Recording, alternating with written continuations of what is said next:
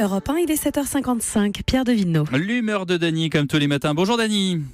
Bonjour Pierre. Vous revenez sur la résolution de l'ONU qui demande à Israël l'arrêt des colonies israéliennes en Cisjordanie. Une résolution qui, pour vous, n'est pas illégitime.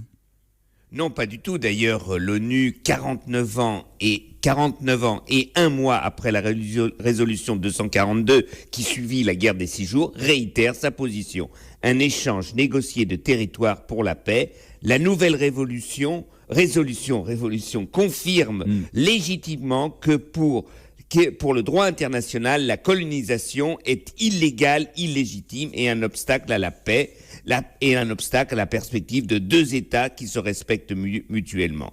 Car nous vivons en ce moment à l'époque de l'ONU et non pas de la Bible. Et c'est pour cela qu'il manque quelque chose à cette résolution. Il manque le deuxième volet, c'est qu'il est certain que s'il y a 2 États, eh bien, la majorité des réfugiés palestiniens ne pourront pas rentrer en Israël. C'est le prix de la paix, pas de colonies et pas de retour massif des réfugiés palestiniens sur les territoires israéliens. Cette résolution qualifiée de honteuse par Benyamin Netanyahou, qui d'ores et déjà a annoncé qu'il ne la respecterait pas, Dany, elle ne signifie pas pour autant le retour à avant 1967.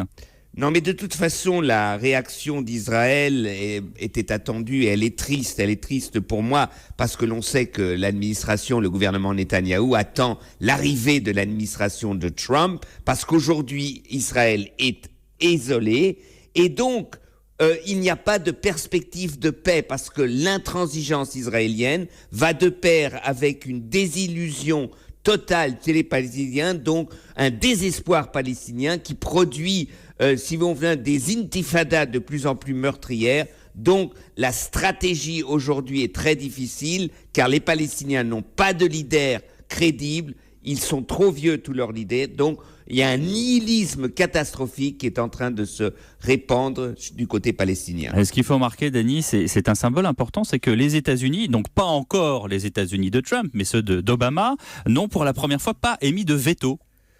Oui, et on voit que le droit de veto, c'est le grand obstacle au droit international. On l'a vu pendant tous les débats sur la Syrie, les vétos russes et chinois en permanence. Le veto, c'est l'impossibilité pour le Conseil de sécurité d'agir, pour le Conseil de sécurité de décider quoi que ce soit. Et donc c'est bien que pour une fois, il a fallu attendre 8 ans et la fin de l'administration Obama pour qu'il refuse un veto. On peut être en minorité, on peut s'abstenir, mais si l'on continue avec le veto, l'ONU n'avancera pas. Une grande réforme de l'ONU est nécessaire, abolir le droit de veto, mais ça c'est une autre question. C'est une autre question qu'on abordera avec vous bientôt. Merci Dany Cohn-Bendit, à demain.